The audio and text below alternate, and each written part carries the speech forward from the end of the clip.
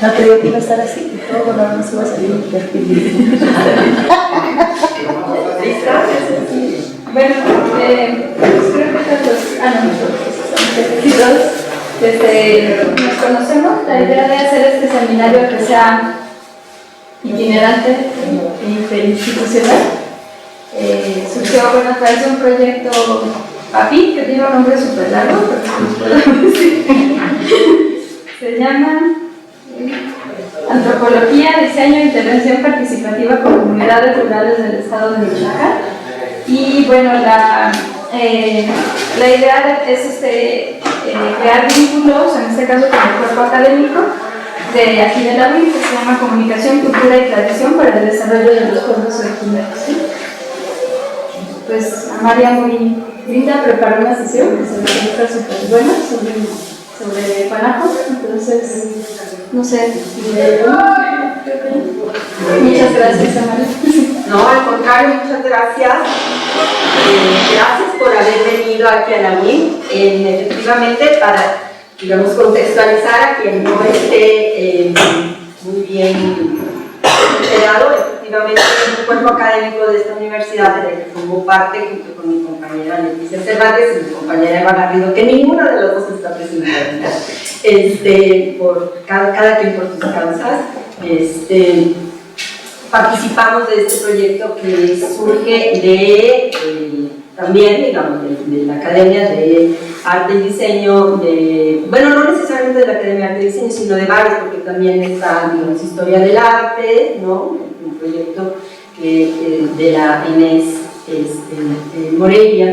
Y en ese ejercicio de vinculación para pensar justamente el diseño, la antropología, etcétera, que es un poco la línea de trabajo que tenemos en la licenciatura en Arte y Patrimonio Cultural aquí en la UIM, siempre estamos preguntándonos, más que diciendo verdades, preguntándonos cosas y pues reformulándonos y tratando un poco de comprender realidades tan complejas como las en nuestro caso, los pueblos indígenas, donde la producción manual de los grupos, digamos, de las personas que viven no en ciudades, sino en el campo. Entonces, como Guanajo es esta localidad que centra esta discusión, decidí yo presentarles en esta sesión algo sobre los textiles. Si bien Guanajo se conoce como una población que se dedica más,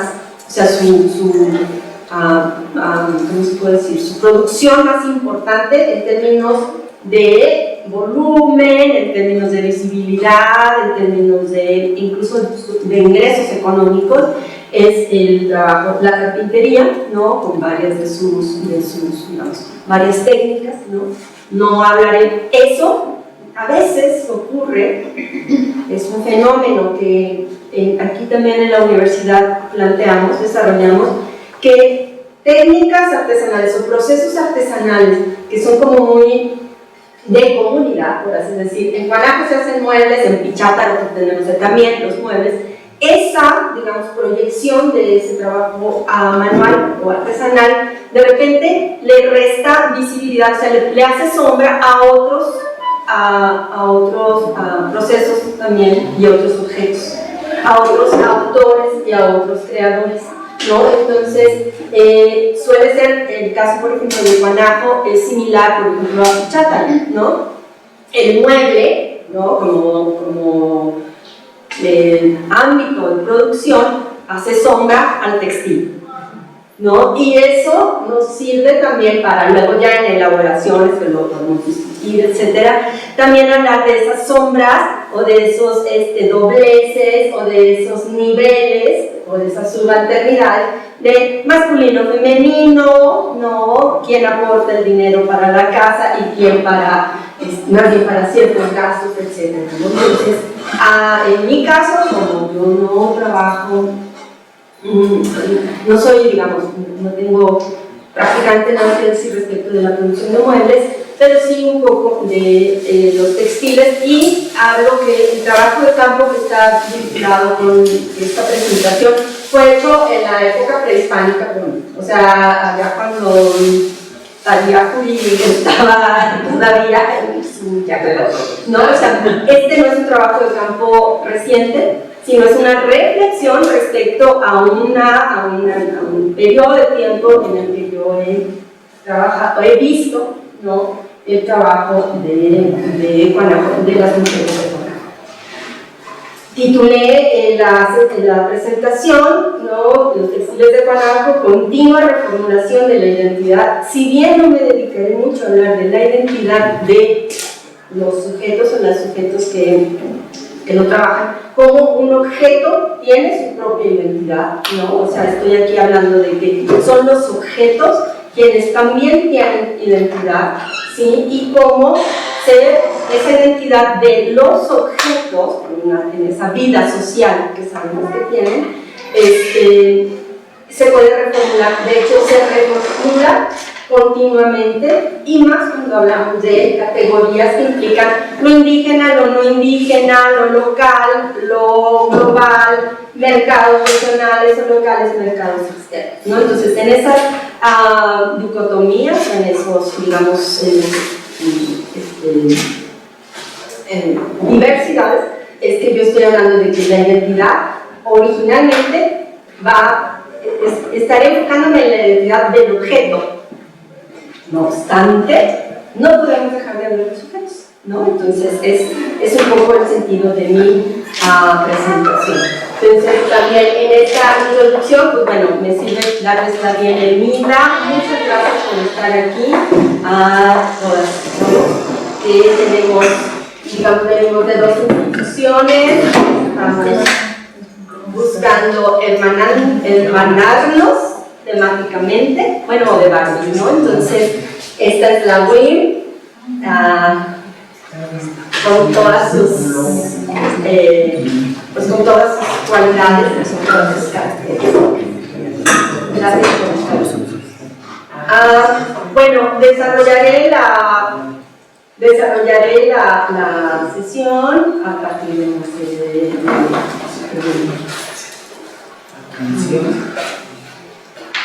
epígrafes, sí, que, bueno, pues hablando de que los textiles indígenas, o sea, inserto la temática en el ámbito de los textiles indígenas, ¿no?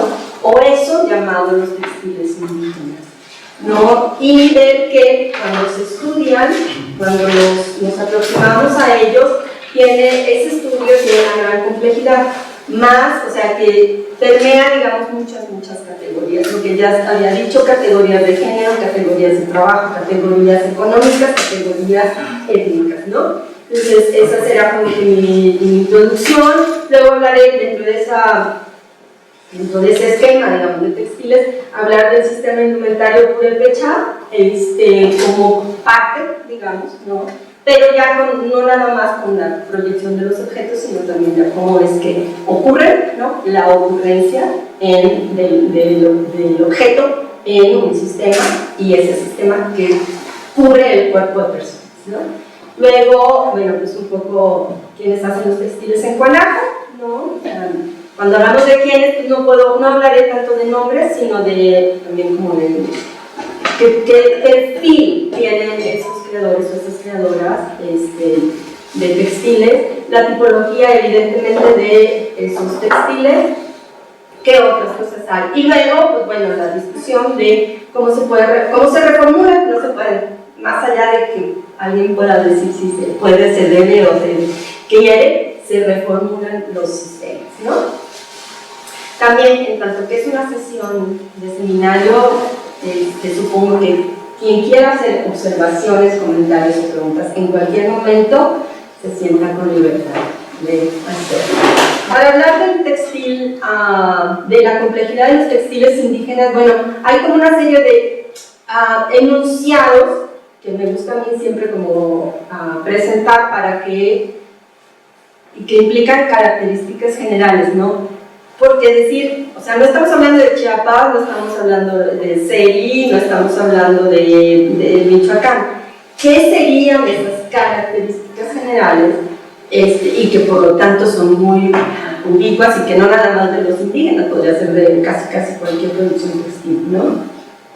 Lo primero, el textil indígena, o sea, como una cualidad, como una característica es que se hace a mano. Muy pocas veces, o sea, hay muy escasos casos,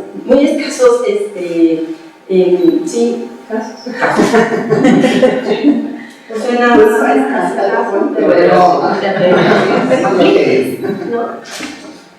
de que para, digamos, la configuración de su sistema indumentario o de prendas que son para el uso cotidiano, se vaya a una tienda o a un almacén a comprar el textil tal cual es.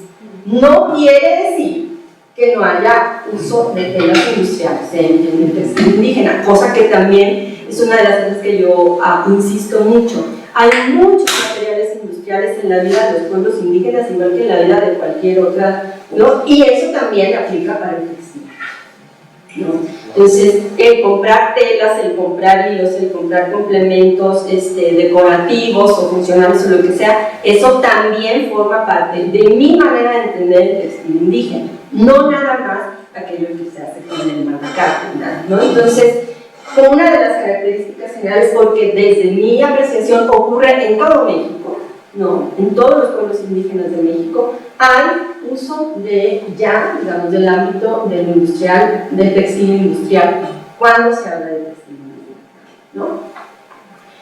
Sin embargo, eso se modifica, se remodela ya, digamos, y por eso es que digo que se hace a mano, ¿no? O sea, se puede ir a comprar 1 metro de tela, pero el delantal se hace a mano, ¿no? O sea, no es que se compre el delantal tal cual. O se pueden se compran los terciopelos o lo que sea, pero se hace a mano y además se le pone el listón y el encaje, etc. Es decir, esa es una de sus características. Otra que no tiene que ver con la hechura propiamente, pero que tiene una alta representatividad étnica o por lo menos regional, ¿no? De tal manera que se reconoce por los propios y por los ajenos ese textil indígena, aunque ese reconocimiento sea no completamente nítido, ¿no? O sea, a una mujer se le puede, por ejemplo, en el ámbito en donde nosotros estamos, se puede decir, sí, es purépecha, no sé muy bien de dónde, ¿no? O le dicen, incluso hay términos que se nombran como guay, ¿no? Como genérico para decir que es una mujer que vive en una comunidad o que es de una comunidad indígena, porque algo de su atuendo tiene esa representatividad, ¿no? Que puede ser, como digo, bastante, pues no quiero decir turbio, sino que no necesariamente nítido, ¿no? Y luego esa representatividad puede, digamos, ¿cómo puede irse encajonando, clasificando hasta llegar al extremo de decir, el traje de Guanajo lleva 2 puntos, una sabanilla así, no sé qué, un delantal de estos y estos, o sea, en esa representatividad hay tendencias generales, o sea, según quien observe, hay quien dice, es guapo, y según quien observe o quien quiera ser observado dirá, esto es lo exclusivo solamente del traje. Entonces, estamos hablando de un espectro muy amplio de esa representatividad. Y por acá. En general, se emplea mucho tiempo de trabajo especializado en su producción. O sea, si estamos hablando de producción de textil indígena, es una actividad de alto consumo de tiempo, y en ese tiempo, evidentemente, estamos hablando de técnicas y saberes, ¿no? O sea, no es nada más que sea algo meticuloso, sino que implica un dominio de saberes especializados también, ¿no? No cualquiera lo hace y lo sabemos, o sea, no cualquiera que tenga una máquina de coser va a hacer un rollo o porque aún en el manejo de maquinaria industrial hay saber hacer técnica, ¿de acuerdo? Entonces, eso es como una característica general. De ahí que muchas veces un no local, o sea, una persona que no conoce, digamos, ese asunto, suele tener sorpresa respecto del precio, principalmente categorías como el precio, ¿Por qué está tan caro?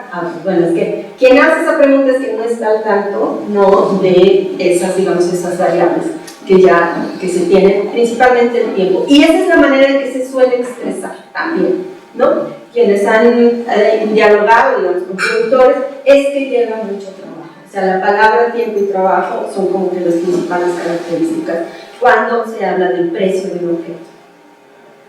No solo se trata de indumentaria, cuando hablamos de textil estamos hablando de muchos otros objetos, ¿no? Entonces, ¿por qué? Porque hay manteles, hay servilletas. Las servilletas en este caso tienen para mí, digamos, un valor, pero no para mí, sino yo considero, yo observo que la servilleta es un objeto infaltable y además de altísimo valor simbólico en la vida de muchas comunidades, en este caso ¿no? De tal manera que prácticamente no hay fiestas sin servilletas o no aplica, ¿no? Que el tema de la servilleta, que suele ser tan común o lo que sea, y que es una palabra muy genérica, ¿no? Para todas sus funciones. Entonces, no solamente estamos hablando del estilo, cuando hablamos del estilo. Y lo otro, no solo es indígena, ¿no? En el sentido de que, un poco volviendo a lo primero, o sea, también encontramos esas transferencias de que yo puedo hacer textil indígena para el uso de otras personas, perfectamente asumiendo cuál será ese uso, en qué otros contextos, etc., ¿no? Entonces, pensemos, y en esto haríamos cortes locales, regionales y más amplios, nacionales, ¿no? Cuando, por ejemplo, se refiere por ejemplo a las bordadoras de Cherán, de Guanenguito para el día de 12 de diciembre, ¿no? Se llama la blusa de Guare, que digamos que es un textil indígena, pero no se asume en su etnicidad ni nada, sino que son piezas hechas para según qué contextos, ¿no? O para según qué usuarias o usuarios, ¿no? También, entonces esos rebozos maravillosos con cochinillas y no sé qué, ¿no? Que son para cierto tipo de usuarias o usuarios, ¿no? Entonces, estas son como una caracterización del textil al que me hago referencia. Evidentemente aplica con mayor rigor, más bien encaja mejor o no tan bien en, digamos, en el textil de Cuanajo, en todas estas, pero finalmente hay digamos, espero que sí, digamos, está caracterizada. Cuando hablamos, por lo tanto, de textiles indígenas, hablamos de cosas muy diversas que tienen un proceso histórico muy complejo también, muy amplio. Pensemos, por ejemplo, en piezas que son paradigmáticas o que son de un alto valor simbólico, histórico, dijéramos, ¿no? El famoso textil, el huipil de la Malinche, que como vemos es del siglo XVII, por lo tanto no pudo haber sido de la Malinche. Pero ya está nombrado, ¿no? Y, bueno, digo que es del siglo XVII porque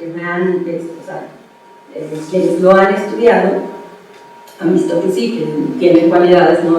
Que no son del siglo XVI temprano, pero no le resta, digamos, como potencia, ¿no? Simbólica y todo, más que es un ejemplo conservado de la extraordinaria capacidad técnica, ¿no? Que ha desarrollado, digamos que se ha desarrollado en México en este caso, ¿no? Vemos una suma de técnicas, de materiales, digamos un manejo iconográfico que es así como que sobresaliente. La cantidad de colores, a mí como me admira la cantidad de colores, que implica una cantidad de tintes, ¿no? Y eso implica una cantidad de conocimientos, ¿no? Que podría, eso refleja, digamos, como un patrimonio biocultural muy amplio, ¿no? O sea, que es conocimientos del medio ambiente, conocimientos del entorno y conocimientos de la cultura. Estoy hablando, digamos, estoy ejemplificando como en el ámbito del textil entra desde este tipo de prendas hasta otras que son que han tenido otra evolución. De tal manera que bueno, como pongo allí, ¿no? O sea, el textil se puede hacer y se hace, ¿no? Con, digamos, con varios tipos de usuarios.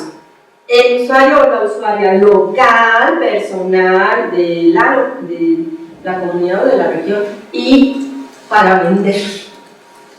De hecho, hasta donde yo he podido dialogar, quien se ubica con la categoría de artesana, la mujer textilera que se reconoce como artesana, es porque teje para otros, produce para otros, borda para otros, ¿no?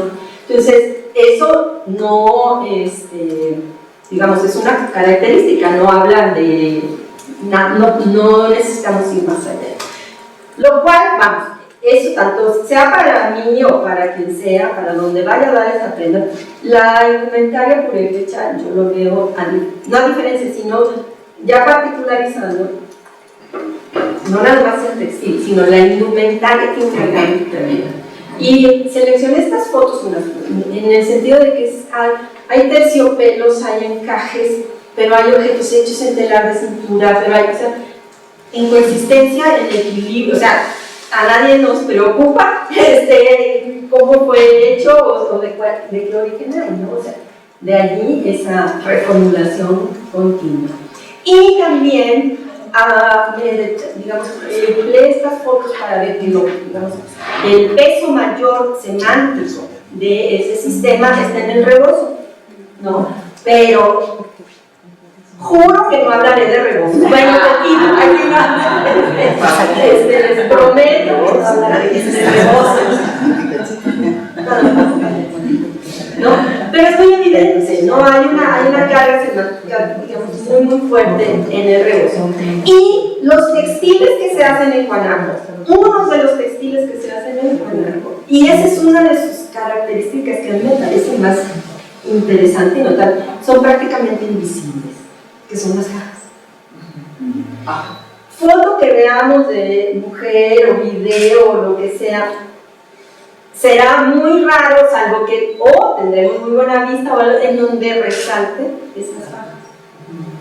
Entonces, eso es una de las cosas que, digamos, que abona, que cuenta, ¿no? Para poder hablar de la visibilidad, ¿no? De ese oficio, de ese saber, de esos precios y todo. A la mayoría de las personas, o sea, no ven dónde van las fajas, y para ver, o sea, tendrían casi que estar muy cerca del cuerpo y además en una cercanía que podría hasta ser incómoda, ¿no? Para identificarlas. Entonces, eso es un rasgo que me parece que es muy peculiar, ¿no? De quien produce. Aún así, pues bueno, se les da el carácter de toda su vistosidad, su colorido y todo eso, pues bueno, es por menos para que medio se asome, ¿no? En ese, digamos, si pensáramos o si tomamos para nuestros fines como texto un sistema indumentario, pues la faja sería la coma, ¿no? O sea, no son las palabras así que más resuenan. Y eso es bien, para mí, bien interesante y llamativo, ¿no? Entonces, para seguir, digamos, un poco en el plano histórico, más bien hablaba del sistema indumentario purépecha, el punto número 2. Pues, bueno, las fuentes que tenemos para brevar de eso, pues bueno, hay muchas fuentes que son, pues, digamos, que nos remiten a lo prehispánico y es muy difícil también hablar de esa continuidad, ¿no? Del atuendo en pueblos como el purépecha. A diferencia de otros, ¿no? Ve uno códices mixtecos u otros tipo de códices, por ejemplo, la matrícula de tributos, y ve unos huipilitos que uno dice, podría ser de Yalala, o sea, inmediatamente, ¿no? O sea, uno reconoce identifica, ¿no? Esas ciertas prendas, pero en el ámbito purépecha tenemos dificultades, digamos, como para situar el sistema a partir de las fuentes. Uno, estoy por el momento descartando todo el el acervo arqueológico de figurillas y todo esto, ¿no? Porque es como lo destaco por el momento. Y me referiré solo a documentos como el siempre citado para nuestros cines, la relación de Michoacán. ¿Qué atuendos vemos? ¿No? Vemos que quien más ropa usa son, bueno, en este no es porque se vea, pero se sabe que son hombres, ¿no? O sea, que usan esos que están a la derecha, aquí, ¿no? Y las mujeres que vemos en la izquierda o sentaditas, pues andan de falda y solamente, ¿no? Y con una cierta decoración que pueden ser listas o cartales, ¿no? O cuadros. Entonces, eso es lo que vemos en esa lámina. Tampoco podemos, digamos, deducir que así vestía todas y cada una de las mujeres siempre, ¿no? Sino es lo que hay, ¿no? De ese registro estamos hablando. Por lo tanto, siendo tan escaso, no podemos sacar grandes conclusiones respecto de la continuidad del sistema indumentario, nada más, sino que allí sí, y es mera deducción, asumimos que fueron hechos en telar, en un tipo de telar que es el que fue más común al ámbito mesoamericano, pero poco más, ¿no? Aquí vemos también más cuadros y vemos que el personaje que más, así que trae un ropaje más complicado es el llamado sacerdote mayor, que ahí mismo dice, ¿no? El que trae la lanza y todos estos símbolos que implican estatus y jerarquías y funciones, ¿no?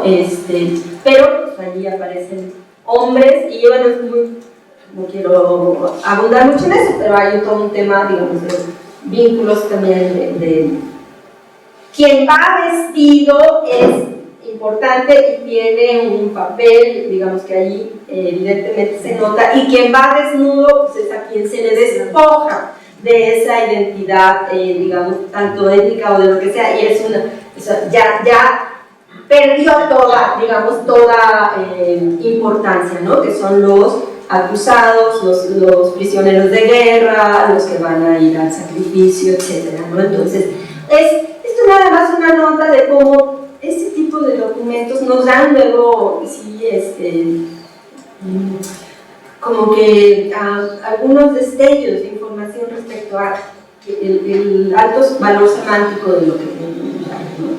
Entonces, y en este caso, pues bueno, los colores o lo que. Entonces, el tercer punto de la presentación implicaba el preguntar, bueno, saber quiénes producen los textiles en Guanajo. En el campo general del textil indígena o mesoamericano, estamos hablando de que el peso recae en las mujeres, pero de ninguna manera, más bien, son categorías ideales, ¿no? Marie-Noël Chaumont, ¿no? Habla de que son ideologías en el sentido de que son expectativas de que la mujer es la que teje y el hombre es el que va al campo, ¿no? Entonces, hay muchos poros en esa línea que se dividen. Todos cuando hacemos el viaje para acá vemos que hay señoras que están en el campo, perfectamente.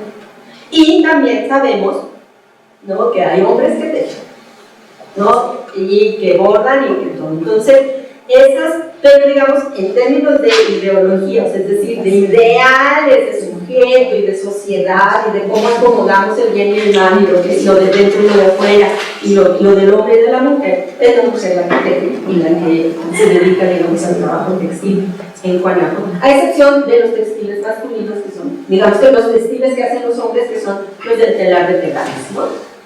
Entonces, que no me servía, no me quise hacer aquí algo, entonces voy a tener que pasar mejor aquí. No tiene sonido el video, nada más quiero pues como que ver quiénes hacen los textiles, ¿no?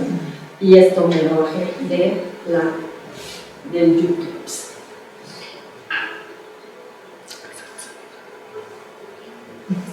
Voy a hablar mientras está, porque no, como les digo, no tiene presentando, es una digamos, un documental que hizo la UNIVIM, la Universidad Virtual de Michoacán. Y vemos, bueno, uno desde cómo se presentan. Este lugar es la casa del artesano que se tiene a la entrada, que se tenía a la entrada del pueblo, no sé si todavía se sigue teniendo allí en Juana. Y ven cómo incluso digamos, si leyéramos cómo está el proceso de exhibición de las piezas, todo eso, un mecatito, ¿no? Y allí cabe. Entonces, todas estas, digamos, estos recursos de presentación de las obras son interesantes como para ir viendo ese nivel como de importancia. ¿Quiénes son quienes tejen en Guanajo? En general, vamos, hay familias en donde se hereda el oficio, pero podemos decir que ha habido como un cono, ¿no? En donde de las generaciones de las mujeres y los mayores ya ha habido una disminución de tejedores. Yo soy Elodie García Romero, en la cual represento un grupo de artesanos en la cual incluyeron esto se fue haciendo una organización a través de la compañera Juana Casimiro Teix, la señora grande que se encuentra aquí. Sé que está muy interesante lo que dice Elodia, pero mi punto era que vieran cómo están trabajando las señoras. Y hay algo que quiero hacer notar. Unas están tejiendo, pero ahorita que se pase la siguiente, la del medio está hilando. Algo que es muy interesante también y peculiar de la técnica de ¿no? de hacer las cajas, que es rehilar, o sea, retorcer el estambre para que se pueda tejer. No es que ellas están haciendo el hilo lo compran, pero se retuerce en el malacate, en un malacate que tiene una continuidad de miles de años en esta región, en esa América. Entonces, para que vean que, bueno, a mí me parece que quienes tejen pajas tienen esa digamos, peculiaridad, ¿no? Que esa pervivencia técnica que se monta sobre un material que ha sido comprado de la industria. ¿No? Es como cuando las señoras van al nixtamal, van al molino, llevan el maíz, el nixtamal al molino, lo muelen y luego lo vuelven a pasar esa masa por el metate. No, o sea, son esos montajes tecnológicos que dicen, es que si no lo saben, no sabe bueno, ¿no? Entonces, en este caso también, digamos, a mí me parece como muy peculiar, no nada más de Guanajuato, sino de las poblaciones donde se hacen textiles, digo, pajas, ese malacatear, ¿no? El torcer el hilo de la hormiga, porque tiene tanta fricción, ¿no? Para que no se despeluche, por así decirlo, para que adquiera la resistencia. Y que sustituye el lado largo, ¿no? De otros hilos, ¿no? Entonces, se enorgullece porque uno de los compañeros también. Entonces, bueno, eso era lo que quería llamar la atención. Luego hay más piezas. Por ejemplo, estas figuras, esto es iconografía. que tienen estas piezas, este es el león, que nosotros en nuestro idioma lo conocemos por el puki, ese es el león. Entonces, estas muñecas son que nosotros las conocemos monas, pero eso tienen unas historias, se llaman minditas. Mindita quiere decir el corazón. Ese lo pintió el rey Calzonsi para que quedara impregnada en las piezas. Cuando él mandó a hacer aquí estas piezas, Estos son los guías. Estos tienen son diferentes guías, flores, claveles,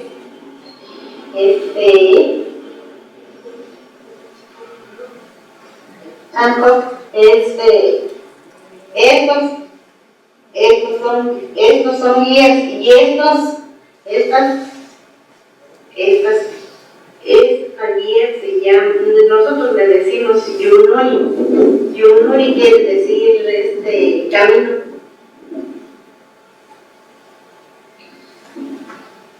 Y eso, también este es el cual se ve más claro.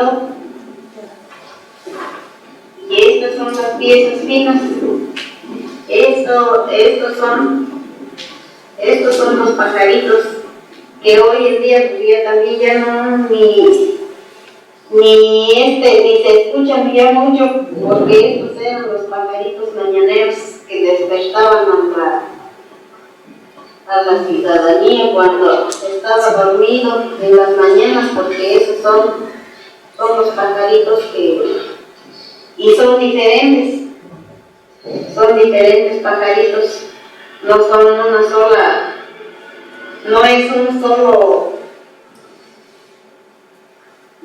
pajarito. A ver, déjame ver otro.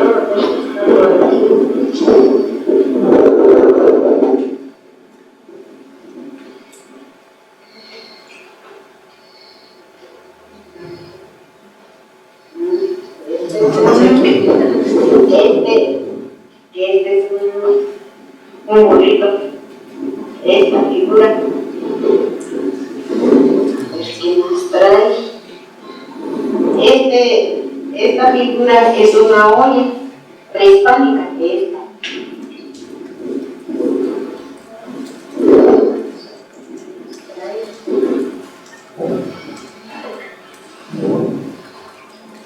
Y están tejiendo, ¿no? Que es un poco parte de la... ¿Quién teje? Pues es que hacen, son la mayoría ya mujeres mayores, sí heredan a sus hijas, pero en esta tendencia que hay en el ámbito, que yo he visto una tendencia, en esta manera de educar que se tiene en el ámbito, yo lo veo pública, no sé si no he hecho tanto trabajo de campo en otros lugares, pero que es una...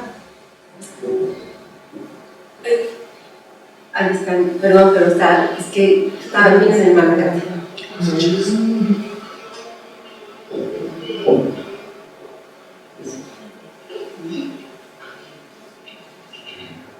Y bueno, el tipo de, digamos, técnicamente, la técnica de tejido que se hace le llaman labrado de urdimbre, ¿no? O sea, es decir, con brocado, ¿no? Que implica que no se meten los hilos del otro color en la trama, sino que ya están señalados, digamos, desde la urdimbre.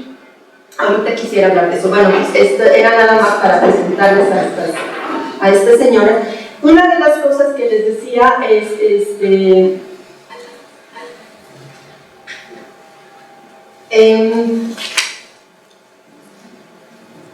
está habiendo una disminución de las mujeres hábiles para tejer en la medida en que es una característica de la región que yo he notado, y que es que no hay obligatoriedad del oficio. O sea, sobre todo en las mujeres, y lo he visto en muchas más tejedoras y en bordadoras y todo, es aprende quien quiere aprender. Entonces, ese llamado destino, ¿no?, que está mencionado, digamos, que yo misma me obsesioné, hubo una época en que me obsesioné por el destino, o sea, porque decía, tiene 5 hijas, ¿por qué nada más una teje? Es que ella es la única que quiso, o sea, que se le antojó, ¿no? Y no hay problema, o sea, no hay obligación. ¿Y por qué tus hojas? ¿Y tú por qué no dices? Ay, no, a mí no me gusta. O sea, sin ninguna presión para aprender. Cosa que creo yo, ya digamos, hablando en términos teóricos, casi no se ha desarrollado en este campo del saber hacer. ¿No?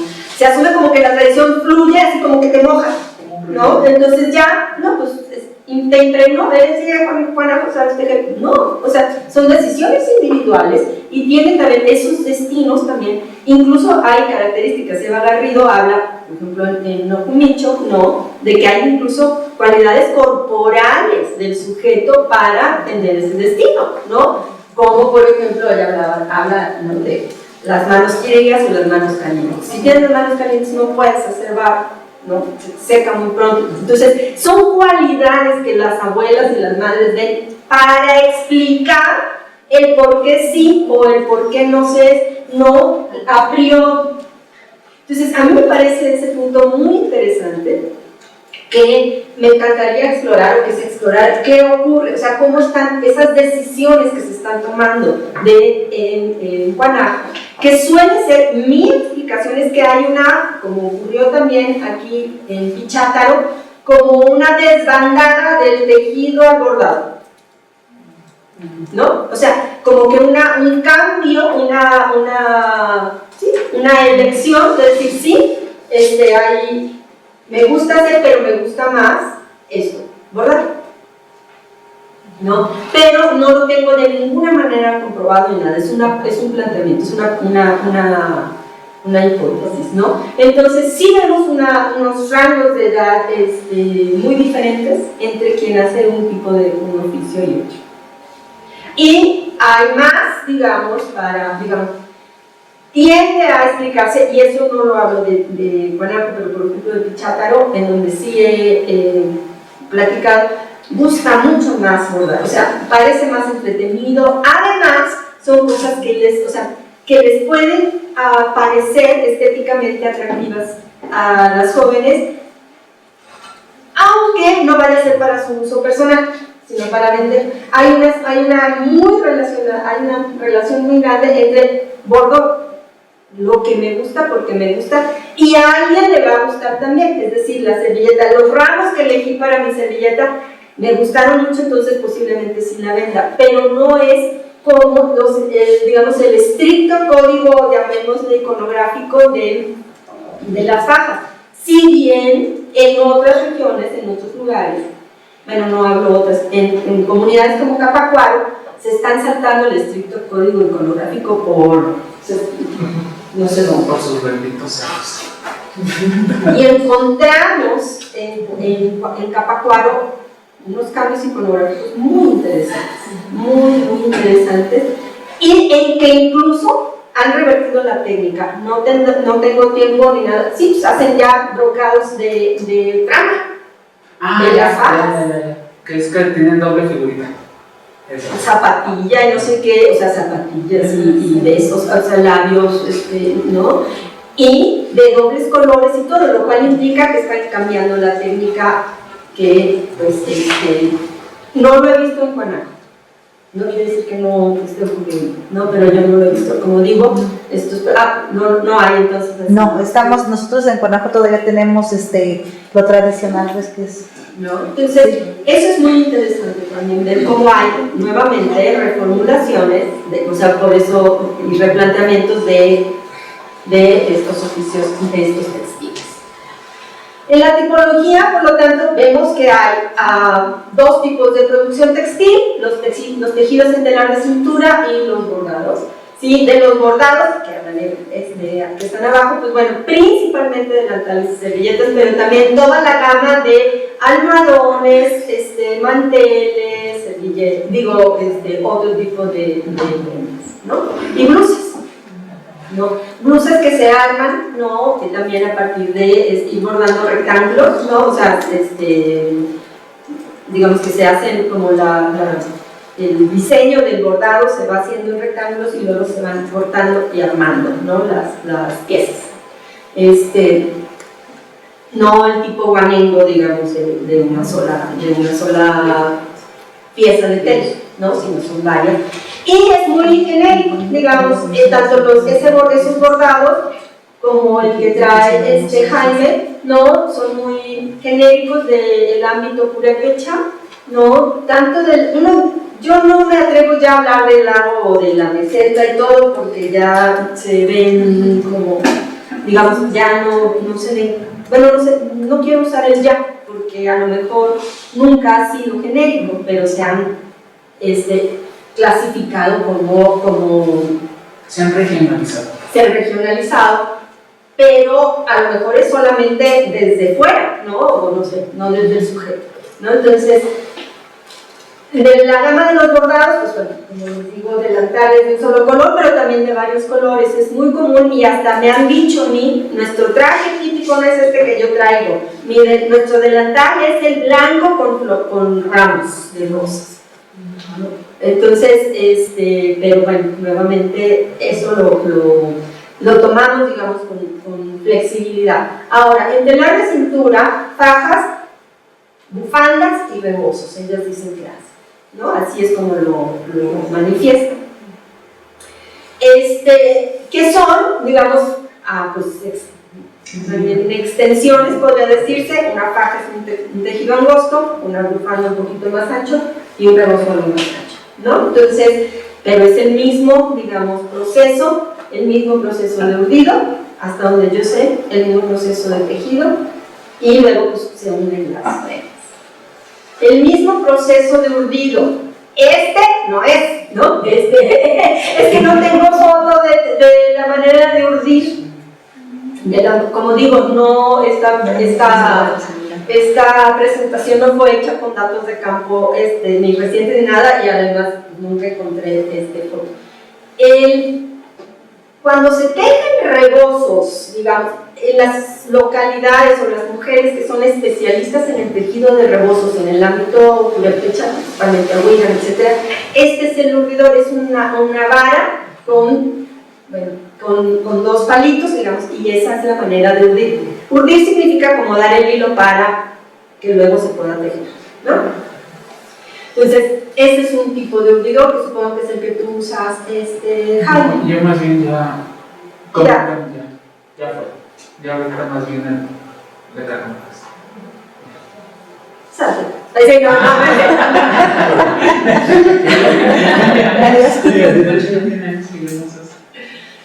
La manera de urdir en las fajas de guanajo, hasta donde yo las he visto, es todavía con palitos clavados en la tierra, ¿no?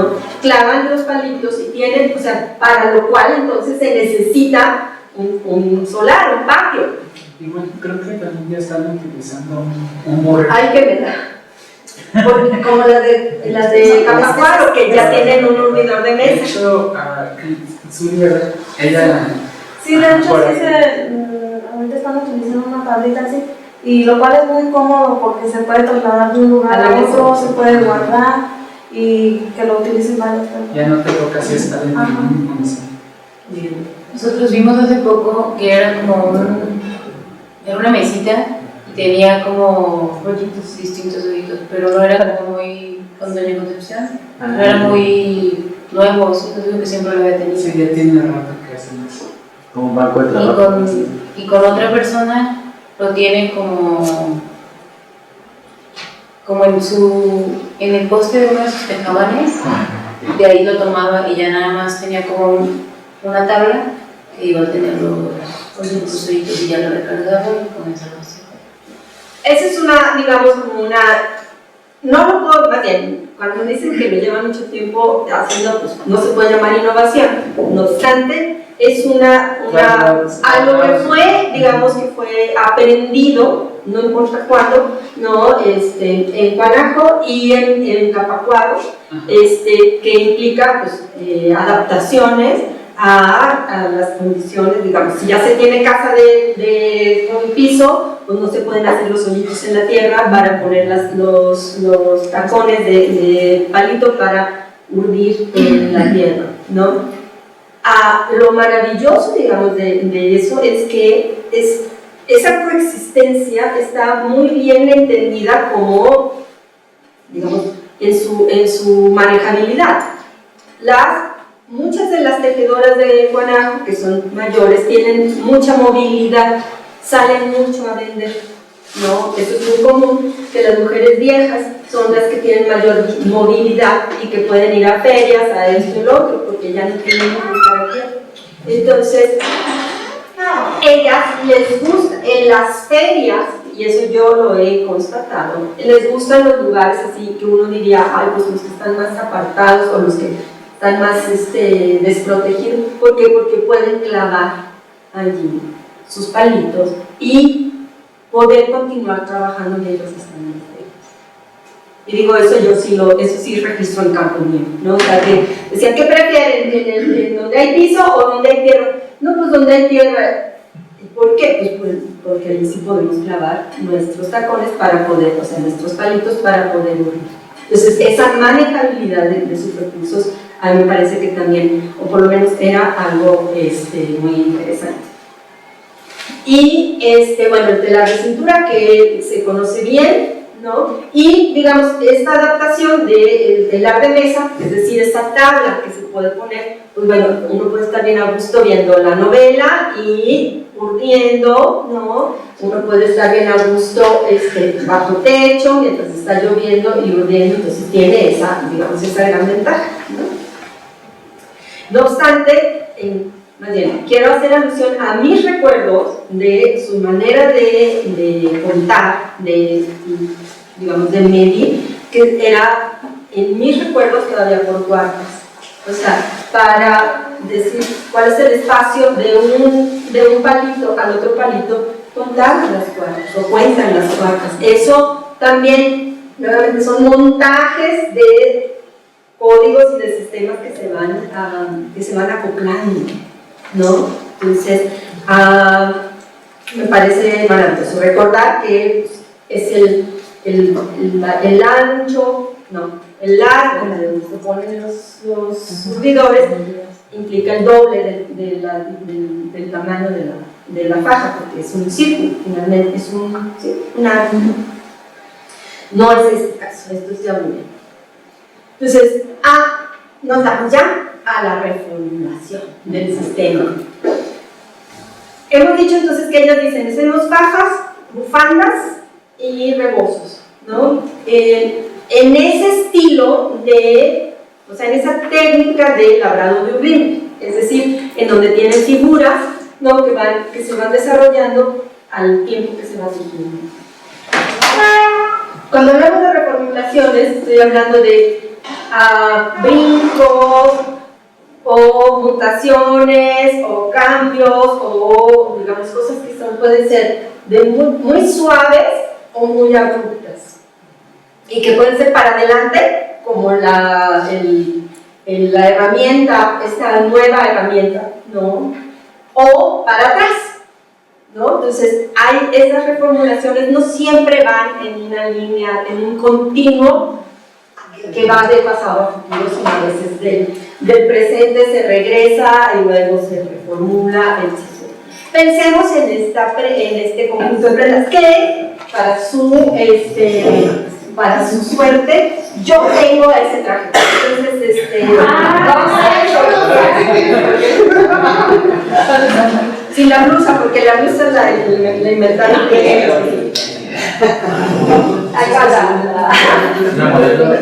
sí, esta es una en agua, ¿no? Parece tacho.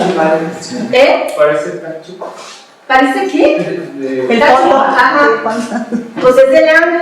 Y es esa, digamos, una reproducción. Puedes pasarla y aquí va el reloj. Las de tu hijo eran esas de la. Sí. De hecho, para nosotros allí en Cuanajo, el traje regional era la sabanilla, pero aquí lo que cambia pues es lo del bordado, porque allá antes no tenía ese bordado, sino simplemente era yo como con una máquina, o sea, eran como grequitas muy sencillas, que era lo que daba para llegar a la sabanilla, la sabanilla era hecha en telar de cintura, la verdadera ahí. Pero de algodón. Sí, y era era de lana. La sabanilla era de lana. Es como una variación, esto digamos es una variación de Oye, Y acá está, el borrado. También hacen borrado. Sí, de hecho, ya empiezan como las señoras mayores, empiezan a contar, es que mi abuelita usaba, y es donde más o menos... Es que no te creas, es que no es que la voy a crear, es que los hablantes. Y luego haz de cuenta que, ay, con tanta romantización y tanta cosa que luego se producen institucionalmente, no te creas, hay veces que se imponen y se inventan un montón de... Ajá, entonces esto pues ya sería como la modernidad, o sea, sería ya la moda, yo creo que sobresalió ya por el telar, porque de hecho sí era nada más, aquí nada más llevaban la sabanilla y entonces llevaban nada más como un bordadito, así sencillo, y eso era lo que se llevaba. Pero así o de... No, a mano, era a mano, o sea, era la sabanilla. como tacho, pues. Sí, casi, ajá, y nada más era eso, y era lo máximo. Entonces, de hecho, el delantal también, antes de estos, era nada más que la cabeza de indio, la tela, que ahorita prácticamente la vemos y es una tela sencillísima, pero ese era lo que ya muchos traían, o sea, era ya como la gana. Era más pobre, sí. Ajá, pero también, pues, eso yo me imagino que ha de haber sido con... Las nanas. Pero ya eso, sí, eso ya fue, porque veíamos, de hecho, cuando decían lo de Guanajo, ay, esto, y ya dice una señora, no, pero eso no se utilizaba, porque eso ya fue apenas que se empezó a hacer y todo eso, sino nada más era una sabanilla y con el traje, con un bordado muy sencillo que era. Pues de eso se trata digamos, esa es la parte con la que quiero yo culminar la presentación, que implica cómo se reformulan, ¿no?, los sistemas. En este caso, el sistema instrumentario, ¿no? Y independientemente de que se haya hecho un trabajo de recogida de memoria oral, que sea para hablar de cómo se vestían antes las mujeres de Guanajuato. Ese traje, bueno, falta la camisa, ¿no? Pero es una, llamémosle, o sea, es una desviación. Esta foto también hay otra, mírenla, de una colección de trajes indígenas que tiene la Casa de las Artesanías de Michoacán. La Casa de las Artesanías de Michoacán creó una colección de trajes en los 80s. Y a esa colección de trajes incluso hacen desfiles, o como se dice, presentaciones de esos trajes, etc., ¿no? Regionalizado. Y de hecho está en relación con una especie como de catálogo que se hizo con serigrafías, con libritos y todo, de esos trajes, ¿no? Que el de Turicuaro, que el de tal, todo, ¿no? Entonces, en ese documento que fue creado por ahí del 84 o algo así, aparece este conjunto indumentario como un traje antiguo de boda de Guanajo. No traje de Guanajo antiguo, sino de boda, número 1, ¿no? Entonces, de ahí el color blanco, o sea, de allí es que uno puede comprender, ¿no?, cómo hay una intención, ¿no?, de fijarlo, de hacer una fijación, ¿no?, de tradición, asumiendo que así se casaban las señoras antes en Guanajuato. Antes no sé cuándo antes, ¿no? Y recordar, o sea, número, desde la manera en cómo se pone la faja, las muchachas se fijan así como aladito y todo. Y un rebozo que allí sí no hay, o yo no he encontrado un solo registro de rebozos locales en el Michoacán de hace más de 50 años. Entonces, de bolita. De hecho, no me acuerdo cómo se llama, pero hay una señora que todavía tiene ese rebozo de su abuela, de su bisabuela, y lo tiene, bueno, en buen estado. Nosotros nos dimos cuenta a través de la vestimenta, porque fue Guanajo sede del Fuego Nuevo. Entonces, pues nosotros antes, no, pues sí que vamos a ponernos esto y aquello, o como las nuevas de brillos, y ay, pues queremos todos ahí.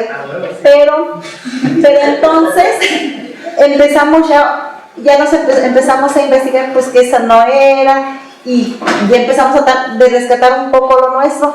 Entonces ya vimos que pues muchos sí decían, no, es que Pero era muy el otro sencillo. también es de ustedes. ¿Mate? Pero el otro también es de ustedes. ¿Cuál otro? Pues los monos. No, pero así como ya ves que llegan las modas de que pues por acá el Cherán, que traen la Shakira, que traen acá el brillito, y entonces no, o como los delantales que ahorita traen, que es de un solo color, pero muchos son bordados acá o con Sí. pisado. Entonces el de nosotros no, el de nosotros es suelto y nada más De pabilo. sí, de pabilo, y se acomoda ya. Entonces como en Uricho también que es cerca, este es plisado, y en otras regiones acá son como un dibujo nada más grande, y entonces el de nosotros es muy específico porque son 3 ramos o 3 cantaritos o 3, pero son 3, y en cambio por acá es nada más uno. Entonces para nosotros decimos, pues ese es como una servilleta traer puesta, pero ya estamos viendo cuál pues es el que nos da identidad a nosotros. Lo Pero cual ya- es perfectamente válido y más. Mi punto al respecto es que hablamos de procesos de institucionalización de todo en la tradición, sobre todo de institucionalización de la tradición. Y hablamos, seguramente se da en la lengua y se da Son como procesos de oficialización. a partir de las instituciones, ¿no? O sea, y que los rituales, las danzas, la música y también el elemental, ¿no? Entonces, yo me acuerdo, yo fui trabajadora de casa de presidente de Michoacán hace muchos años, entonces yo me acuerdo que llamaba por teléfono, oiga, dígame cuál es el traje, porque mi muchacha quiere salir de no sé qué, cuál es el traje de Cherán, ¿no? Y entonces hay que hacer una lista de cosas. Entonces, a eso me refiero con la institucionalización. No es necesariamente que a partir, digamos, de una iniciativa de una institución que dice, vamos a hacer una colección de trajes y vamos a mostrárselo a la gente, se volvió ya el rigor de que así debe de ser, ¿no? Y hay gente que manda a pedir, como, no es que yo me fuera a casar y nunca me casé, no, o sea, si no fue algo completamente casual como llegó a mis manos este traje, pero hay gente que, vamos, dice, lo quiero para mi boda, entonces van y piden específicamente, o a la institución, principalmente, es que mi muchacha se quiere casar con este traje, entonces la institución encarga, entonces son procesos que reformulan, no identidad. Ahora bien, con esto creo que ya estoy a punto de terminar. En esas reformulaciones de identidades no todo es parejito, como les digo, hay veces que la vuelta va para atrás, hay veces que el giro de tuerca es para adelante, hay veces que se sale también, de tal manera que vemos que en lo que podríamos pensar que es como un proceso en el que está cayendo el desgracia, las fajas, ¿no? Porque además ya se están haciendo bordadas, fajas de Shakira y todo, lo cual sí, digamos, se está popularizando. También están habiendo otros usuarios, más bien, siempre ha habido otros usuarios de la faja, y eso es algo que tampoco está suficientemente documentado desde mi punto de vista. Siempre ha habido otros usuarios de la faja, y esos usuarios son temporales, porque tienen un uso muy restringido al ámbito ritual, ¿no? Entonces, la faja es un regalo. La faja, ¿no? O sea, si bien es el atributo femenino por excelencia y se puede hablar, y hay quien habla en literatura que explica que la faja es, pues bueno, que el empoderamiento, la fuerza y que el cordón umbilical, o sea, vínculos con el cordón umbilical, con la serpiente, con la fertilidad y todo eso en otros entornos como Tarahumara, como Algaram, como de otros lugares. Aquí yo nunca he recogido ningún tipo de narración de ese tipo. Yo no. Más bien, las narraciones y las prácticas son muy interesantes, por ejemplo, del intercambio de fajas, ¿no? Para la maternidad, ¿no? Una mujer que es buena para tener hijos, le pueden pedir su faja para Después del promover, ¿no?, en otra mujer que se, o sea, el embarazo, o quien tiene hijos varones, nadie quien quiere un hijo varón le va a pedir, podría pedirle su faja a una mujer que ha tenido puros varones, ¿no? Entonces, como en ese sentido es muy interesante porque sí hay un vínculo claro con la fertilidad, ¿no? Pero no en términos iconográficos, o no que yo haya recogido, que la faja tiene que ser con esta figura, como en otros pueblos dicen que ocurre. Bien. Nada más aquí para decir, si se fijan, aunque ya está mezclado con muchos otros artículos industriales y una cantidad de recursos impresionantes, danzas como las de los Maquitis de Santa Fe de la Laguna, ¿no?, cuelgan, o sea, esos danzantes no son los únicos, también viejos, y también otro tipo de danzantes en la meseta, por ejemplo, en Capacuaro, ¿no? Los buques que se ponen hasta en casi como entramados, así maravillosos, se utilizan, ¿no? Entonces, esa faja cumple también como que distintos relatos, ¿no? Sí sostener la faja, sí sostenerla en agua, y digamos la parte funcional, pero también relatos que son de orden ritual y que desde mi punto, o sea, si entra en el campo de lo ritual, no sé cómo explicarlo, se vuelve masculino. O sea, entra en el orden de lo masculino, lo femenino, ¿no? Entonces, nada más, esto es como para hacer destellos de lo interesante que puede ser, digamos, una producción que tiene tan poca visibilidad, ¿no? Y que, digamos, si abordamos distintos campos, el de la vida, el del uso diario, la vida cotidiana, el de la producción, etc. Pero si entramos, digamos, a otros campos también, vemos que hay una gran potencia explicativa de fenómenos que, como en este caso, no tienen evidencia. Ahora, en cuanto que el fenómeno de la moda, yo me pregunto si, yo pregunto aquí, porque es parte al final, digamos, de mi presentación, si, digamos, son las dos cosas, pero en distintos gradientes, ¿no? O sea, la moda sí es visibilidad, ¿no? Pero también puede o ser apropiación cultural. Entonces, según en qué fenómenos entra en distintos gradientes. Me remitiría a la diapositiva inicial, ¿no?, en donde están siendo utilizadas las famosas bufandas que dicen, ¿no?, en ropa de moda, o también esto es les traje lo antiguo, se supone, y esta, que también es antigua porque es mía y de la época prehispánica, pero fue la producción que tuvo Casa de Artesanías durante años, ¿no? Y que también,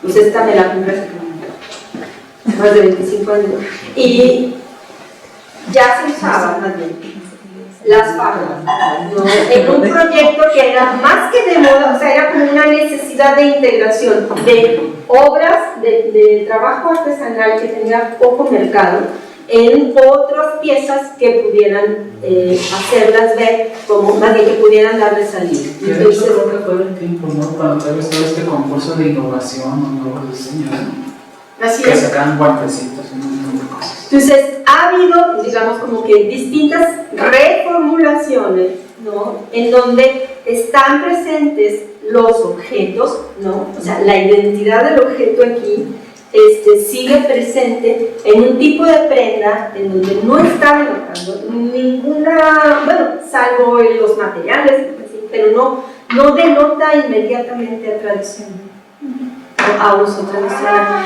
lo cual a mí me parece que es como todavía más enriquecedor para hablar, para ver y para visitar con, en este caso, con estas temas. Les agradezco mucho su presencia.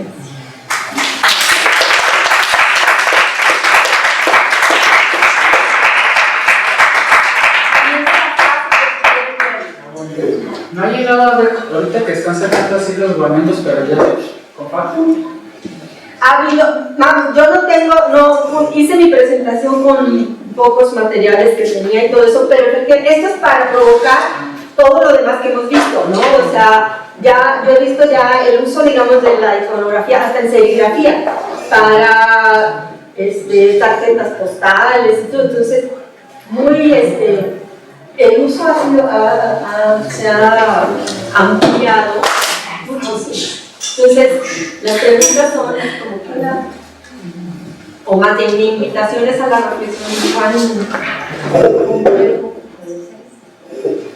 Ahora sí. ¿Hay tiempo para preguntas? ¿Está bien? ¿Todavía hay tiempo para preguntas? Ay, ustedes tienen todo el tiempo del mundo.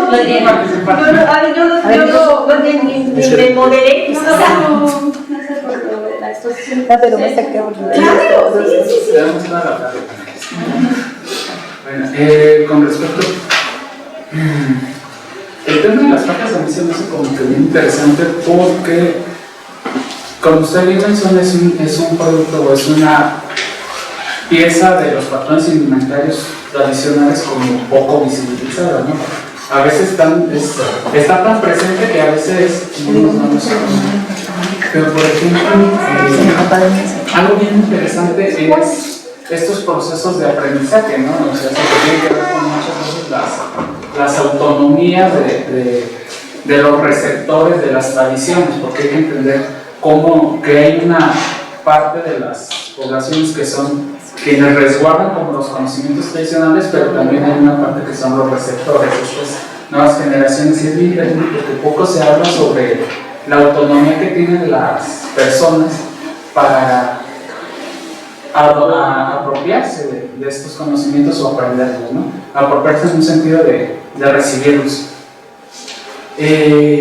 Algo bien interesante es que muchas veces a través de los discursos que a veces son fomentados desde fuera de los contextos, es decir, desde las instituciones, desde organismos que están fuera de lo que yo he notado desde una perspectiva muy personal es que en este fomento de discursos románticos y de discursos a veces folclorizantes muy reduccionistas, precisamente se fomentan estas ideas, ¿no? de que el conocimiento llega como agua, ¿no?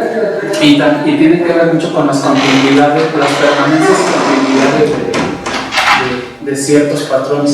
Pero lo que sí me es muy importante es que, por ejemplo, a la hora de analizar el caso de Guanaco, y muchos otros entornos que se producen textil, es que el mercado es un factor bien importante que muchas veces se deja fuera de cómo, que interviene en cómo, o sea, que interviene de manera importantísima en cómo se produce un textil. Me refiero a que muchas veces es a través de las necesidades del mercado o de productos que se venden más que las tradiciones van rotando. Por ejemplo, la traslación, ¿no? de elaborar fajas, por ejemplo, aquí en Cuchapa, ¿no? Que son materiales que tienen un mercado más amplio y que le representan como un menor, bueno, no tiempo, sino no es tan esclavizante, pues no es como que te largas cintura, te amarra, te fija exactamente. Que por ejemplo en el camino pues ahí vamos a las señoras que es algo bien interesante. También el tema de los mercados y de cómo afectan la venta de los productos, también interviene cómo se han incorporado nuevos actores, ¿no? Por ejemplo, lo que yo he analizado mucho en el caso de los varones es de que muchos varones se han integrado a la producción textil por un aspecto, en algunos casos, porque esto representa un muy buen mercado, representa como un nicho de trabajo o un nicho de actividad económica que ha sido como estudiado por parte de las mujeres, ¿no? Como que es tan natural que una mujer borde que, y con los cambios de perspectivas que han tenido muchas mujeres, con la apertura de las comunidades y con la mayor con el otorgamiento de mayores libertades, pues, a las mujeres en todas las comunidades. Estas se han permitido salir a estudiar, se han permitido como vivir vidas un poco ya más fuera de estos entornos tradicionales que a veces reproducen muchos discursos patriarcales que limitan mucho las capacidades de las mujeres. Y ante menos mujeres ha habido varones que también en esta apertura se han incorporado, ¿no? Por ejemplo, hay el caso de Juan Carlos Pesado, pues ya, que es un chico muy reconocido, que aparte ha iniciado cursos ya para estar ahí enseñando, que es algo muy interesante. Y con respecto a la regionalización de los trajes, a mí, por ejemplo, muchas veces desde lo que yo observo es que desde las instituciones se generan como discursos, ¿no? Que a veces pueden ser como muy totalitarios, en el sentido de que el traje de Panaco lleva tal, ¿sí? O el traje de tal lado lleva tal. Y el problema es que no se ha hablado como de estas relaciones interdependientes entre comunidades, ¿no? Porque mucha gente externa que está poco empapada a estos ámbitos se piensa que todo el traje es hecho, o que todos los elementos son hechos en un sitio, ¿sí? Cuando en realidad sabemos que hay un mercado intercomunitario que es bastante rico y que muchas veces las regionalizaciones responden como a gustos y patrones estéticos que son consumidos en esa región, y que las propias artesanas o gentes que se dedican a comerciar producen cierto tipo de elementos específicos para tal o cual lado. Por ejemplo, acá en Pátzcuaro, por ejemplo, el caso de Nurío. Las señoras de Nurío producen camisa, producen delantales y naguas muy específicas usadas específicamente en Nurío, pero también producen otro tipo de naguas que son las que vienen a vender acá a Pátzcuaro los domingos, porque saben que esas son las naguas que usan ahí y que si traen de las que ellos usan no les van a gustar. Y pasa lo mismo, por ejemplo, con las fajas, que muchas veces las fajas de Panaco me encantan porque es muy interesante, porque sí surten un mercado muy local, porque casi todas las señoras de Panaco tienen faja, pero también este mercado interregional. Y aparte, las fajas de Panaco son muy gustadas por personas fuera del contexto, sobre todo por la riqueza iconográfica. Entonces son como factores que uno a veces no analiza, ¿no?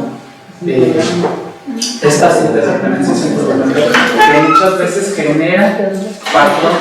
A mí me gusta, por ejemplo, hablar de patrones indumentarios. Entonces, cuando hablamos de patrones, se genera como un espectro donde entran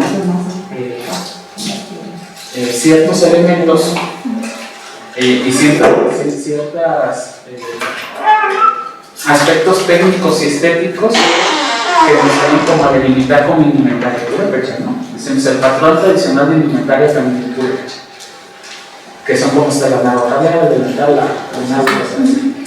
Pero a partir de estos patrones ya podemos ver como patrones estéticos locales, es decir, como los gustos propios de tal o cual comunidad que se popularizan y que muchas veces se popularizan a través de las fiestas.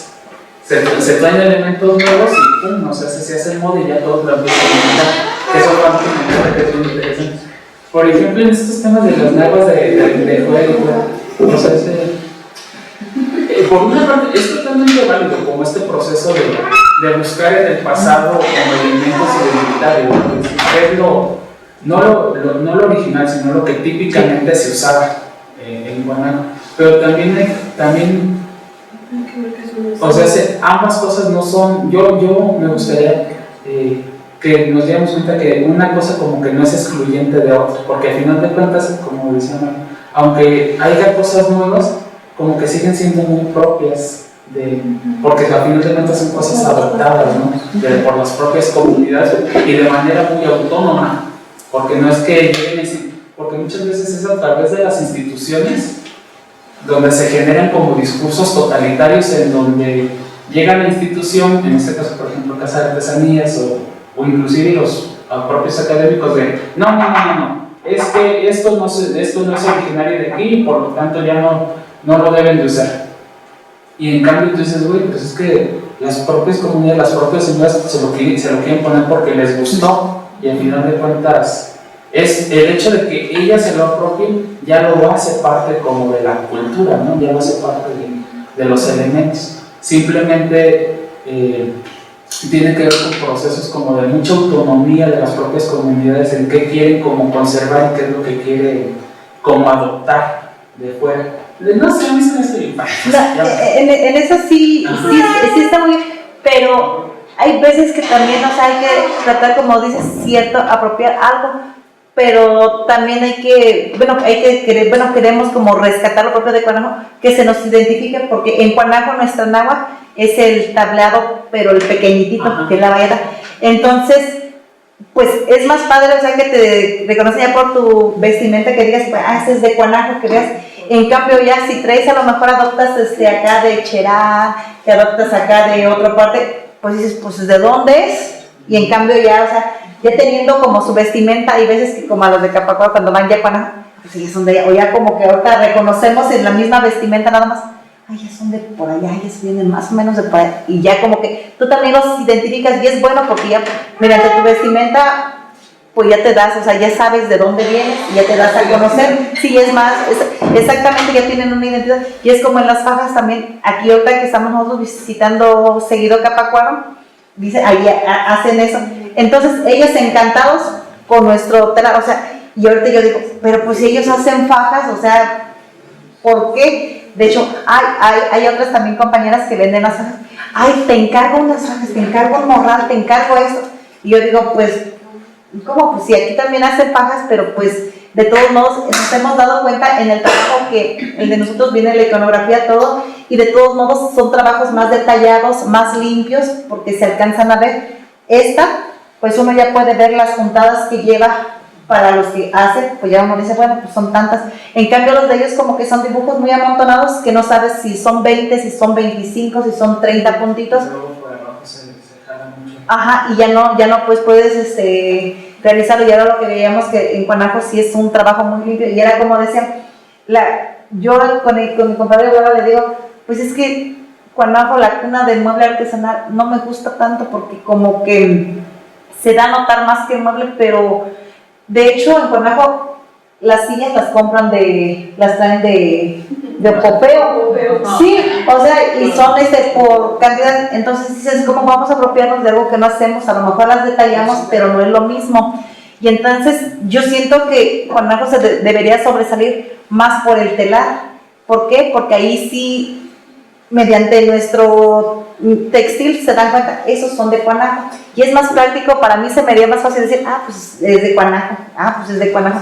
Pero así como del mueble, pues como que no, a lo mejor no sé, por el trabajo que es de los hombres, o no sé, pero al textil no se le da tanto valor. O a lo mejor, era como decían, han cambiado del bordado de cintura, el telar de cintura, al coser, pero a lo mejor ha de ser también por el valor, porque pues a lo mejor una faja, ¿cuánto te la pueden pagar? Y como que dicen, pues ya con cualquier faja pues no sobresale tanto, y en cambio un delantal pues el costo es elevado, dicen, a lo mejor me tardo más, pero gano más, y en cambio pues en la faja, pues ya con cualquier faja que me ponga, o el dibujo, sí, exactamente, son de esas que pues dices, pues de tardarme a hacer una faja, pues mejor me pongo a coser, o hago un guarnengo, también igual me apuro, y gano más que en hacer un telar, pero sinceramente, pues sí, a mí, bueno, desde mi punto de vista, para mí Cuanajo se reconocería más como en telar de cintura que como una de mueble, nada más. Algo de, cuando hablaba yo de estas dicotomías que luego son interesantes, como meras herramientas nada más como para pensar algo olvidé también una que a mí me parece que aplica muy bien en el caso de Cuanajo, y sobre todo en las localidades en las que también está como desbandada, digo yo, de una técnica hacia el bordado, hacia la costura, como le llaman, y que tiene que ver con las categorías de joven viejo, ¿no? Entonces, las viejas tienden más, las mujeres viejas tienden más a seguir haciendo, entre otras cosas, esa es mi mi manera de verlo, habrá, no sé, porque digamos, sus requerimientos económicos les permiten vender más barato, digamos, que una joven. Es decir, con una mujer mayor, o sea, su nivel de ganancia, no lo he analizado así como que con tablas ni nada, pero pueden tener, o sea, sus niveles de ganancia son mínimos. Respecto, digamos, si hacemos No será también como por este proceso generacional de que son señoras que les tocó como otro proceso en el que su trabajo no es tan valorado como ahorita.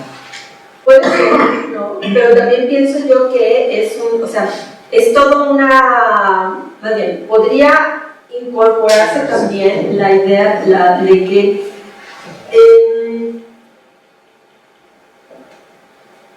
pueden seguir, o sea, uno, ya no quieren aprender, otro, ya no tienen ojos, ¿no? Ya para la postura, ¿no? Es lo que saben hacer, es lo que están impuestas, dicen. No es que yo a esto ya estoy impuesta. Entonces, eso también implica como un saber hacer que le sigue y que incluso uno ve que llevan unas fajas sí novedosas y a veces venden, pero otras que están así como que recicladísimas, más bien que siguen sin poder vender, pero es lo que están impuestas a hacer.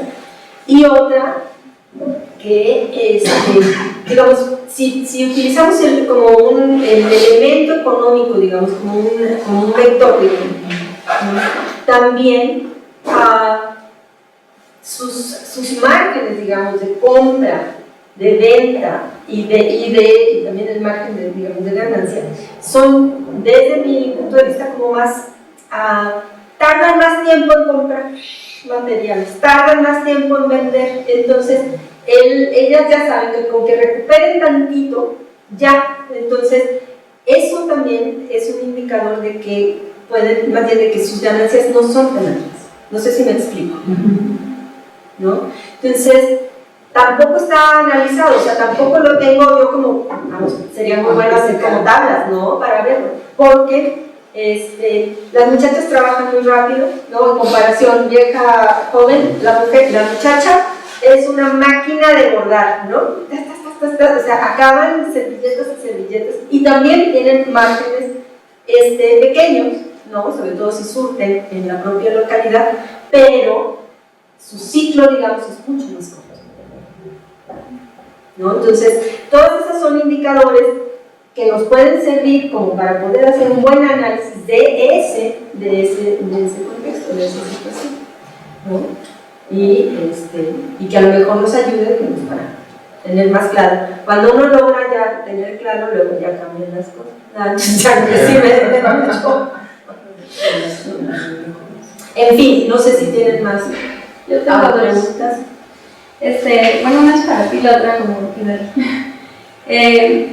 Cuando tú comentas estos objetos, estas prendas que se hacen para alguien más, no sé si en todo el tiempo que tienes trabajando este tema has visto que hay un cambio en las relaciones entre las personas, a diferencia de las prendas tradicionales.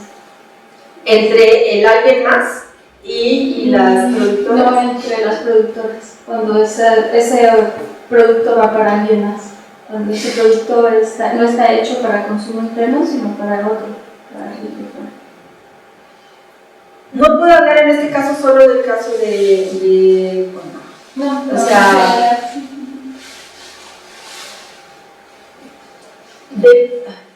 depende quién es ese alguien más, sí, ¿no? El Juanaco siempre ha surtido regionalmente, desde que ellas se acuerdan siempre ha surtido regionalmente porque la faja le sirve a cualquiera que use enagua. Y las enaguas las usan mujeres que no saben hacer fajas, entonces ese ha sido como que su mercado matriz, ¿no?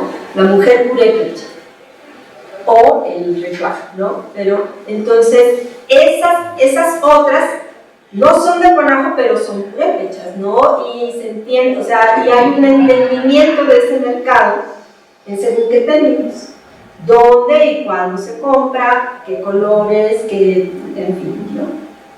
Qué materiales, etc. otro tipo yo por ejemplo solamente puedo, hablaré ahora de lo que yo me consta, por ejemplo, con una institución como Casa de Artesanías, en donde eran muy específicos, por ejemplo, las medidas, ¿no? Como el área que hacía esto era un área de nuevos diseños, decían, no te voy a comprar, tú haces una faja de 2,5 metros, pero para esta chamarra se requieren 2,25 metros. No tiene caso que desperdicies 25 centímetros de trabajo, ¿no? Pero para eso tuvo que haber un proceso de capacitación, o sea, de diálogo y capacitación, a decir, y de hecho, ellas en ese tiempo, que yo estoy hablando de hace 30 años, no sabían de centímetros, sabían o sea, y les ponían una raya en la mesa. Cuando tu faja le alcance, ahí le pagas. Y también, yo me acuerdo que ellas se reían mucho. Juana Casimiro, una de las que estaba, de las viejitas que estaba tejiendo, cada vez que nos veíamos, decía, un por acá, un por allá, porque la persona que les encargaba es japonés, ¿no? Entonces, él decía, a ver, esto tiene que tener una armonía. Si empieza con una cosa, termina con otra, o sea, yo no voy a mochar a la mitad el chenchequi o el turqui. Entonces, todo tiene, o sea, él con sus criterios, digamos, entonces, y decían, traducción o sea, lo que él pedía, si empieza con flor la faja, termina con flor, ¿no? Entonces, pero decía, un por acá, un por allá, ¿no? Entonces, la señora, yo me acuerdo que así siempre nos veíamos de ¿no? O sea, eso es un ejemplo de cómo aprenden a dialogar, digamos, con gente que les hace pedidos específicos, ¿no? Ahora, hay veces que, en este caso, fue un aprendizaje que no fue fácil, porque aún por las medidas, entonces ellos decían, es que ¿qué importa? ¿No? Que me pase 10 centímetros, ¿qué importa? Y para un diseñador, para otros procesos vistos desde otra, sí importa, porque es tu trabajo y me lo quieres cobrar, y yo no te lo quiero pagar, ¿no? Entonces, seamos justos ambos, entonces no hagas más de lo que yo te quiero pagar. Pero eso implicó unas negociaciones, digamos, unos acuerdos muy interesantes, que para estos, digamos, para tu pregunta me parece muy interesante. Siempre hay esa capacidad de adaptación, siempre, yo la he visto. Sí, justo a eso me refería, porque los diseñadores siempre hemos estado en medio de la tradición y estos objetos, ¿no? Y cuando tú nos mostraste ahorita que Charbel hablaba de, bueno, la náhuatl de Cuanajo o la indumentaria de Cuanajo, se ve desde fuera, o sea, al Cuanajo lo reconocen por la manera en que se viste, y entonces ¿esto de quién es? Así es. ¿No? O sea, es una pregunta abierta, sí. Por eso, es una pregunta, pero además, yo por lo menos mi paradoja es, pero se ve, ¿no? Y para quien crea, o sea, yo no puedo ponerme en los zapatos de alguien que diga, ay no, pero es que se ve, y eso lo hizo alguien, ¿no? Que a quien se le pagó algo. Entonces, son esas dos, digamos, esos 2 o 3 o más elementos. Que digo, no estoy defendiendo nada, al contrario, a mí entre más ocurren estas cosas, más lejos me pongo para ver si puedo observarlo mejor. Para no andar abriendo mi bocota cuando no, o sea, defendiendo qué, ¿no? Entonces, esa es, digamos, como una cuestión. A mí lo que me preocupa de este tipo de productos, conociendo a Aurea y saber dónde esos productos existen, es que veo como 2 o 3 operaciones que sí toca alejarse mucho para poder ver. Yo estoy de acuerdo contigo en eso, y más bien pues era la misma inquietud conectada con la de Mercedes, y es que yo siento que también lo que pasa es que hay una desactivación del potencial estético y político, si se quiere, de este tipo de manufactura en el territorio, de su enunciación en el territorio de su trabajo. Hay una desactivación de ese tipo, pero también hay una apropiación de clase, que implica también un intercambio económico muy diferente. O sea, las piezas de Aurea pueden llegar a costar 8,000, 12,000, 15,000 pesos, y si lo terreno de la compras, O se la compras a ella o se la compras en una boutique en la Ciudad de México, las piezas de Aurea pueden llegar a costar 35,000 pesos. Es lo que cuestan. Lo he visto costar eso.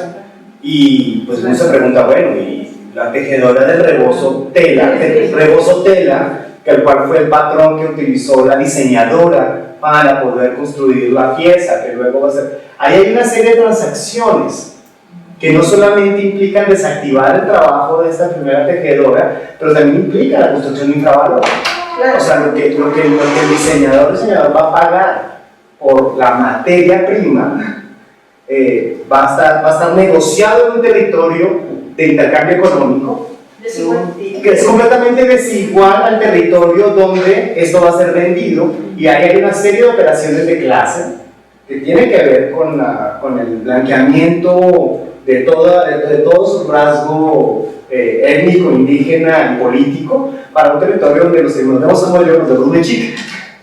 Entonces ahí hay una serie de fuerzas que son muy difíciles, que lo pienso también en el mueble. Cuando se le pide al mueble que sea bajo ciertas condiciones y ciertos criterios, hay una serie de capturas que no son menores, aunque los diseñadores sean gente muy pobre que sí le pague bien a la gente, no significa que la operación sea sumamente arbitraria o muy compleja de pensar. Ese es justamente el quid, ¿no? O sea, perdón, no sé, o sea, esa es una de las, más bien, yo lo veo como paradoja, o sea, porque ¿qué es preferible? ¿No? Y yo, o sea, no quiero, más bien, si más quisiera aprender, sería en hacerme eco de quien surte eso y cómo lo ve.